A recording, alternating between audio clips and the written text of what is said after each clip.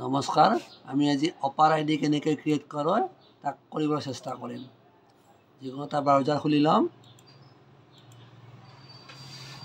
ইয়াতে আমি ইউডেক্স দেখিম। তাৰপিছত ইউডেক্সৰ ষ্টুডেণ্ট মডেলটো আমি খুলিম। ইয়াতে আসাম চিলেক্ট কৰিম, ষ্টেটখন গো। ইয়াতে আমি ডাইচ কোডেৰে খুলিম। পাছৱৰ্ডটো ল'ম, নাথাকিলে আপুনি ব্লকৰ পৰা ল'ব পাৰিব। লগ ইন কৰি দিম। তাৰপিছত কাৰেণ্ট একাডেমি ইয়াৰত যাম। এইটো ক্ল'জ কৰি ল'ম। ইয়াতে অপাৰ মডুল তাৰে পিছত আমি যোন বছৰ কৰিম সেই ক্লাছটো চিলেক্ট কৰি ল'ম। গ্ৰ' কৰিম।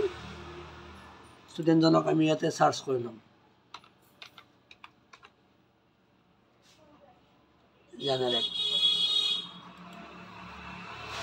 তাৰে পিছত আমি ডিটেইলছখিনি ঠিকে আছেনে চাই ল'ব লাগিব।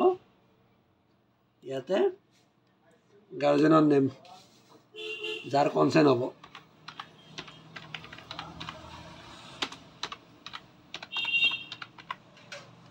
এইজন কোন হয়, মাক নে দেউতাক চিলেক্ট কৰিম। আৰু ইয়াতে তেখেতৰ কি ডকুমেণ্টছ দিম, আৰু ইয়াতে তেখেতৰ আধাৰ নাম্বাৰটো এণ্টাৰ কৰিব লাগিব।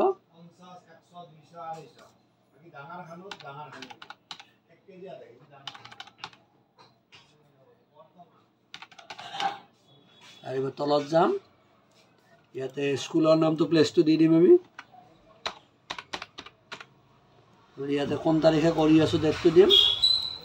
তাৰপিছত ইয়াতে স্কুলৰ হেডৰ নামটো থাকিব, ছাবমিট কৰি দিম। যদি আধাৰৰ লগত একে থাকে, অপাৰ আইডিটো আমাৰ এতিয়া জেনেৰেট হৈ গ'ল। এইদৰে কৰিম। যদি কৰিব পাৰিছে আপুনি, আনলৈ এইটো শ্বেয়াৰ কৰি দিব।